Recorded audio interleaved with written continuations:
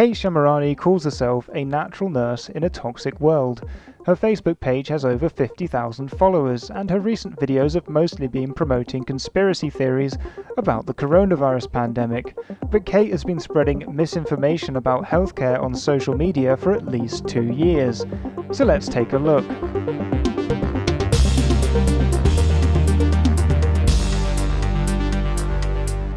Now, like a lot of people who feature on my channel, Kate is a cancer survivor who doesn't understand cancer.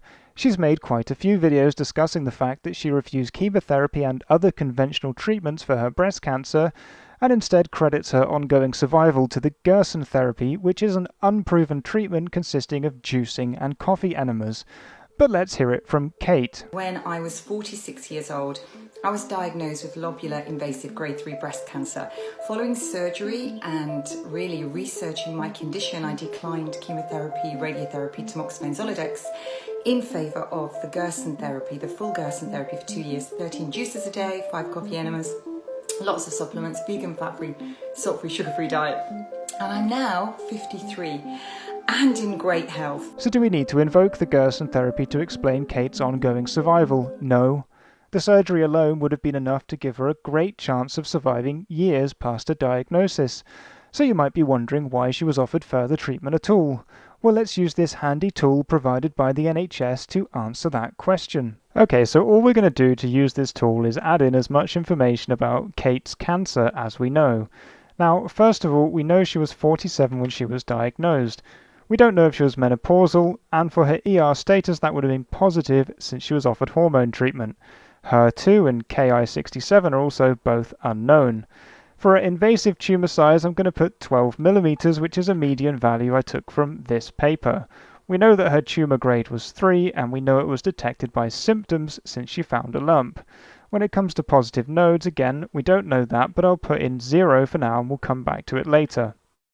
So what this tool can tell us is how many people would expect to survive a given length of time with a range of treatment options. So Kate's at about 10 years survival now. We can see that with surgery only, which is the option she chose, we'd expect about 83% of women to survive this 10 years. So why was she offered these additional treatments? Well, let's add some in. We'll put in 10 years of hormone therapy, some third-generation chemotherapy and bisphosphonates. And now we can see that the overall survival has gone from 83% to 92% with these additional treatments, and I think most people would prefer those odds. So there you have it. There's nothing really remarkable about Kate's cancer healing story. She accepted the life-saving surgery, which is, by the way, mainstream medicine, and refused the chemotherapy, which would have given her a better chance of living even longer. But that's okay. Chemotherapy isn't for everyone, and doctors use tools just like this one to help patients decide on their preferred course of treatment. Unfortunately, people like Kate Shemirani and Chris Walk, who I've also covered on this channel, misinterpret the circumstances of their own disease and have failed to understand why they were offered adjuvant chemotherapy in the first place. And this leads them to discourage other people from taking life-saving treatments that they might really benefit from. In fact, in a now deleted YouTube video, Kate said that with her newfound wisdom, she'd probably refuse the surgery as well. Now, despite refusing chemotherapy for her breast cancer, there is one type of anti-cancer drug that Kate apparently does promote, and this is a pretty wacky one. She's recorded videos encouraging people to take the animal deworming tablet, fenbendazole. Let's watch a clip. Popular worming tablet. So in studies it was used, mebendazole, and it worked on lots of cancers. It worked on glioblastomas, breast, ovarian, colon, bone, melanoma, and multiform cancers, and they had really good results with it. Now, as soon as that study was complete and they had good results, what a surprise. That pharmaceutical drug shot up from $1.60 to $430 for 2, robbing big pharma pimps. So anyway, there was a guy called Tippin, and he continues to use the dog wormer, fenbendazole, and loads of you are asking me if I know what the dosage is for that. So here it is. If you want to take fenbendazole, now if I was fighting cancer again, I would definitely take it for me, but I can't advise you to do it because I'll get struck off. Now, there are a few problems with Kate's logic here. The first is that mebendazole is available over the counter in the UK for less than £5. It's not an expensive medication in most parts of the world. And although I haven't seen her analytics, I think it's fair to guess a significant number of Kate's viewers are in the UK. And if you want to take mebendazole in the UK or Europe, you can just buy it. You don't even need a prescription. Now, it is true that the price of mebendazole was hiked enormously in the US market, and this happens all the time to all kinds of drugs because of the way that the US healthcare system works. But it doesn't seem to me that it was in response to any of the recent reports on mebendazole's anti-cancer activity. It's certainly not widely in use to treat cancer, even in countries where it remains cheap. And if you actually read the research out there so far, it's much less impressive than Kate would have you believe. I haven't seen any clinical trials, just some case reports and animal studies, and obviously Kate never clearly describes which research she's referring to. But there's another big problem here. Fenbendazole, the dog wormer Kate is positioning as an alternative, is not the same drug as mebendazole. They have different chemical structures. The recent research on mebendazole's anti-cancer activity doesn't apply to the dog wormer just because they look kind of similar. And it's a bad idea to take animal medicines anyway. They're not designed for human consumption. They have different regulatory and safety requirements, and the formulations are different. Tablet coatings might be designed to dissolve at different stomach pH levels, for example. And when a doctor in Korea made a similar video encouraging people to take fenbendazole, several cancer patients wound up in hospital and one sadly died. Now, you might think this is a rare phenomena, but I see this fenbendazole meme all the time on Facebook, and it still puzzles me that so few people seem to realize that the human drug they supposedly want to take is actually quite readily available.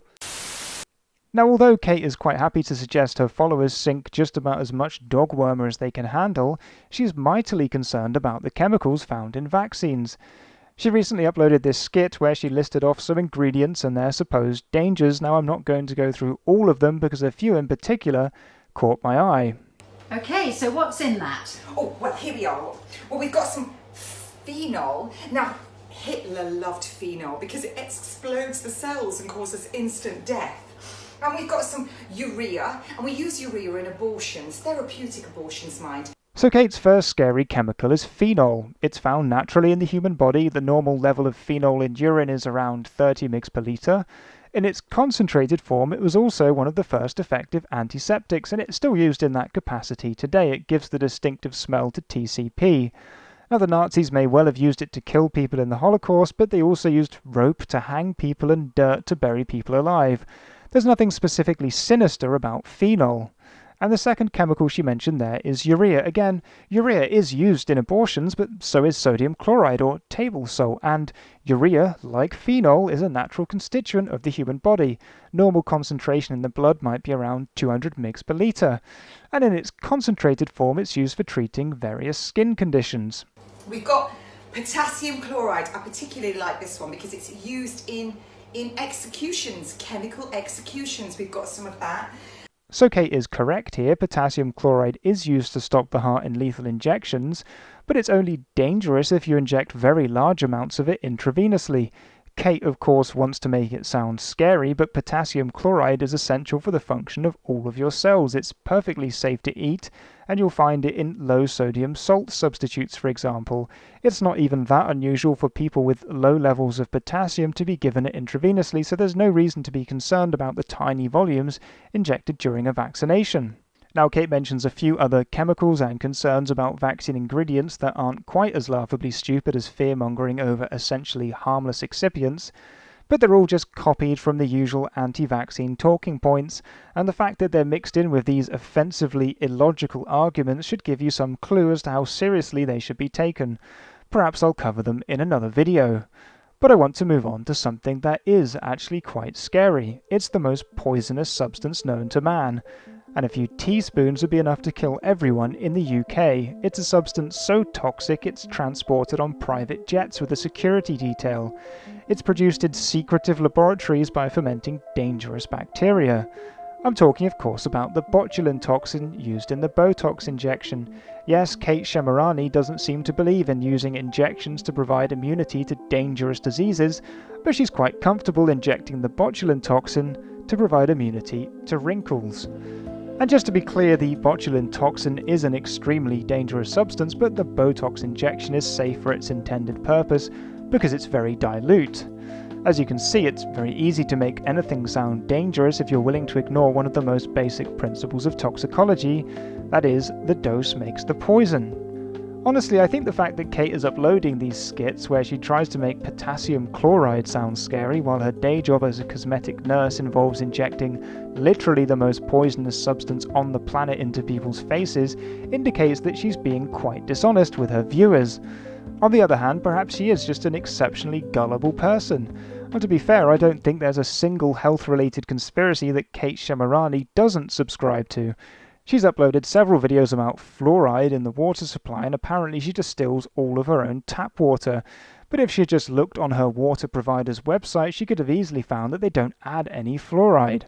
Kate's also been on the 5G bandwagon. She's had Mark Steele, a pretend weapons system expert, on her channel several times. I don't really know what to say about Mark. If you find him credible, maybe your brain really has been fried, but certainly not by 5G. I'm sorry, he's never told anyone what makes him a weapons system expert. He's been fined for harassing counsellors, and he's been rejected even by the 5G conspiracists themselves because he spout so much rubbish. Mark's particular claim to fame is that he seems to think that 5G transmitters are hidden in regular LED lampposts, and he's recently taken to wandering around with radiation-detecting contraptions, but he can't seem to figure out exactly how they work. And we've got big antennas behind us. Well, the radiation here, I've got 4,000, 6,000 millivolts, 4,000. The maximum I can expose the human to is 2. The problem is when I turn it like that, you're not going to see it. You'll have there, it's 5,000 there. See that? So I'll put it on. It's supposed to be only 2. What's it supposed to be in London to make it safe? 200.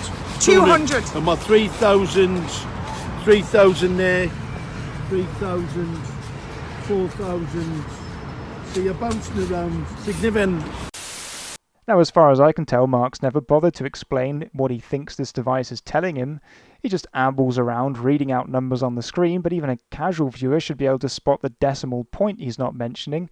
And honestly, who cares? Unless Mark is going to come up with something more convincing than a disjointed Facebook Live post and a few nonsensical blogs, he's not worth listening to. Now, one of the things I find most distasteful about Kate is the way she uses her position as a registered nurse to legitimize her own quite absurd opinions and ideas. And she really wants you to know that she's a nurse. Hey health seekers, it's Kate Shemirani here, natural nurse in a toxic world, and I am indeed a nurse, a registered nurse on the register. I'm an independent nurse prescriber, 35 years in total, and I'm a personal nutritionist. I still work as a nurse, yes I do, and I also work as a personal nutritionist. But at the same time as this almost panicked insistence on being a nurse, a registered nurse, Kate doesn't really seem to accept any of the training she was actually given which qualified her to be a nurse in the first place. Everything I learned in nursing school, I've had to unlearn and re-educate myself in a lot of things. And perhaps worse than all this, Kate regularly belittles those nurses who might disagree with her. She's had nothing but nasty comments to make about those working on the front line during the coronavirus pandemic. Here she is on Camelot TV network foaming at the mouth because some nurses are taking some time to build a bit of team spirit. Why nurses and doctors, we've all seen it, are, first of all, dancing on videos. I would have been disciplined for that. Using mops. I saw a new video last week. They're playing TikTok videos. They are stalking me and writing rude remarks. They're playing cards. They're playing Connect 4. And I know that because friends have told me. They're receiving priority parking. They're receiving free food when people in the UK are now using food banks. And so I say that to all of the nurses out there. We do not need to protect the NHS. Oh, imagine the horror of our healthcare workers getting priority parking. I think most of us who pay taxes for the NHS don't want it to be some miserable environment of worker drones. If nurses want to film a 10-second TikTok video, I don't personally care. And yes, hospitals were cleared out anticipating a surge of coronavirus cases, which did happen, but thankfully, capacity was never breached, no thanks to the efforts of Kate and her ilk. And ultimately that's a good thing. Did we want to see the emergency Nightingale hospitals full of sick people? I certainly didn't. And when you plan for the worst and it fortunately doesn't happen, some people might be sat twiddling their thumbs, and since I'm not a bitter and mean-spirited person like Kate, I don't begrudge those nurses a game of Connect 4. And in case you were wondering exactly what kind of show Camelot TV Network are running, let's allow this clip to progress a little bit further so John Mappin can tell us some more about himself. Well, thank you so much. Now, there's an interesting question that's come out here, and I'm going to put it up on the screen. It's from Simon Richens, and he says, as a Scientologist, you must be totally aware of mind control techniques, John. Well, of course, I recognize that for what it is. It's a slightly sarcastic attack on mind. And it's different to auditing, completely different. Now, let me just clarify for those of you that perhaps do have this question. Firstly, yes, I am a Scientologist. Secondly, I've been one for 30 years. I am also an evangelical Christian. Oh dear, he's a Scientologist, and usually I wouldn't dismiss someone simply based on their religious beliefs, but there's an exception for everything. So there you have it, Kate Shemirani, a natural nurse in a toxic world. Although I still haven't worked out exactly which part of her is supposed to be natural. It's certainly not her teeth, skin, lips or hair, but we shouldn't joke about the way she looks. It's not really fair to laugh at someone's appearance when what comes out of their mouth is so much more ridiculous. If you enjoyed this video and made it all the way to the end, I'd really appreciate it if you could leave a comment, like the video, and of course subscribe to my channel. It doesn't really matter what the comment says, but that is apparently how the algorithm works. Now, misinformation spreads like wildfire online, but it's actually quite difficult to get a channel like mine off the ground. I'm working on a collaborative video right now with a much larger YouTube channel that I'm really excited about, and if you'd like to make a video with me or have an idea for a video, please let me know. Don't forget to head over to Facebook and Twitter, as I'm still trying to grow my audience. I'm really hoping that within the next few months we can get to 1,000 subscribers.